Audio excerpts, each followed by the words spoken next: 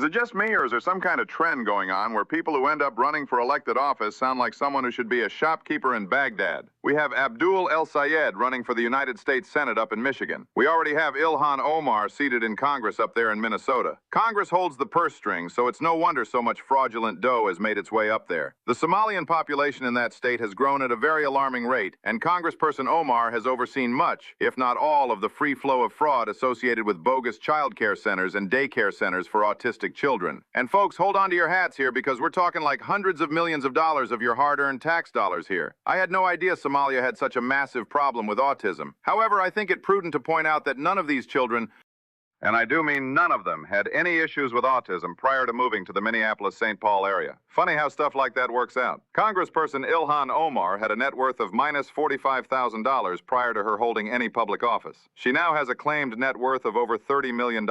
And this massive financial growth has occurred with a federal salary of a little over $100,000. They have some funny math up there in Minnesota, I guess. Across the country in California, people who originally hailed from Armenia seem to have all sorts of health issues as well. So the kind Armenian members of the mob obtained mountains of federal money so that they could buy up run-down sleazebag motels in and around Los Angeles and turn them into end-of-life hospice care facilities. Because as we all know, a person wants to end their days on this earth in a run-down, sleazy motel in Los Angeles. These are just a few examples of the crazy stuff going on across our country, folks.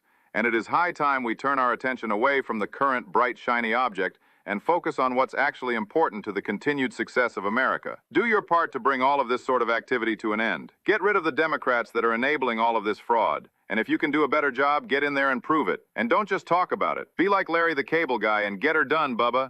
My question to you is, are we going to see some more accountability coming for the fraud that has been perpetrated on this country, particularly in places like Minnesota? I mean, is accountability coming?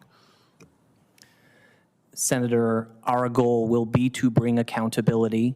It will not be easy, but we will work tirelessly to bring that accountability to ensure that the fraud that we are seeing annually is erased. Let me just give you one example of the kind of accountability I think we need to see. The Attorney General of the state of Minnesota, Keith Ellison, was in front of a committee of mine, and under oath, I would just say, just a couple of weeks ago.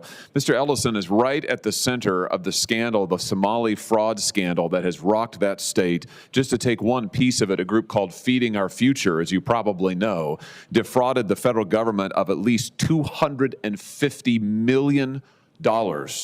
$250 million that did not go to feed the homeless. It did not go to feed the poor. It did not go to feed children. Instead, it bought yachts. It bought luxury planes. It bought fancy vacations. It was smuggled out of the Minneapolis airport in suitcases. 12,000 pounds of $100 bills smuggled out of the Minneapolis airport in suitcases, for heaven's sake.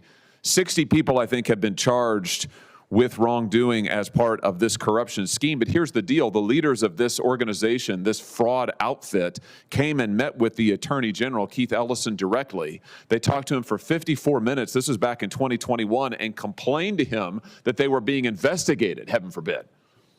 And he offered to help them. They repeatedly offered him campaign contributions, and we know this because they recorded the meeting. 54 minutes of recording that we have, because the fraudsters recorded the meeting. Ellison tried to deny it. It's all on tape. Ellison tried to deny it. It's all on tape. A woman who received the most taxpayer money from daycare reimbursements in Minnesota last year just pleaded guilty to fraud. Thanks for joining us at 5 on air and streaming live. I'm Rena Sargentopoulos. And I'm Kevin Holmes. Fahima Mahamud is the first defendant in the state's massive daycare fraud scheme, admitted to scamming 2 federal programs. And she'll now have to pay millions of dollars back. Our Lou Raguse was in the courtroom today. Here now with our top story. Lou? Rena and Kevin, Fahima Mahamud seemed reluctant in the courtroom to enter the guilty plea because she didn't want that to mean that her entire operation was a fraud.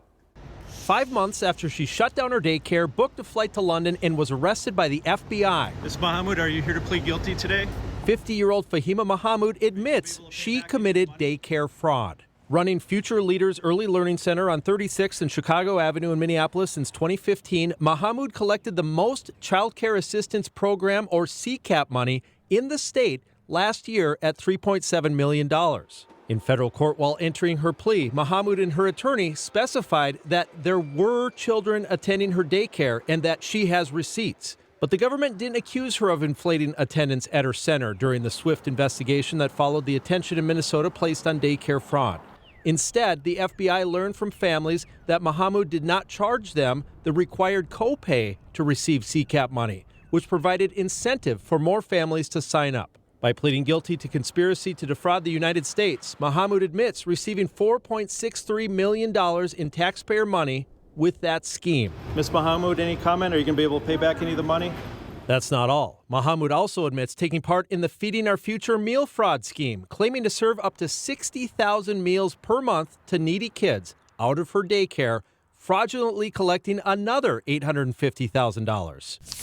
And court papers say she diverted much of those taxpayer funds to buy real estate and go toward her other companies, like this autism center, which has generated another $3.1 million in taxpayer reimbursements over the last 5 years. What the government will seize when Mahamud is sentenced has not yet been determined.